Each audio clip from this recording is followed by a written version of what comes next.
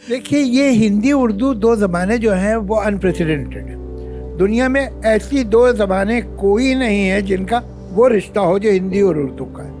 आपको कहीं ऐसा लगता है कि उर्दू रस्मुल खत के हवाले से किसी किस्म का कहीं कोई मसला है? मुझे तो नहीं लगता। कुछ लोगों को उर्दू से मसला है, रस्मुल खत से नहीं। बहुत से लोगों को ऐसा लगता है कि उर्दू कोई फॉरेन लैंग्वेज है, कहीं बाहर से आई है। तो मैं उनसे पूछता हूँ कि भाई कोई मुल्क बताओ जहाँ बोली जाती है, किस मुल्क में? जावेद साहब, उर्दू के हवाले से किस किस्म का मसला रहता है आमतौर पे? हमारे समाज का मसला ये है कि हमारे पास ओपिनियन ज़्यादा हैं और इन्फॉर्मेशन कम है। तो राय हम बना लेते हैं बगैर किसी मालूमात के। अंग्रेज़ी हो या फ्रेंच हो या जर्मन हो, इनकी स्क्रिप्ट अपनी नहीं है, इन्होंने लैटिन से ली है। तो क्या ये तीनों ज़बानें लैटिन हैं और क्या तीनों ज़बानें एक हैं? नहीं।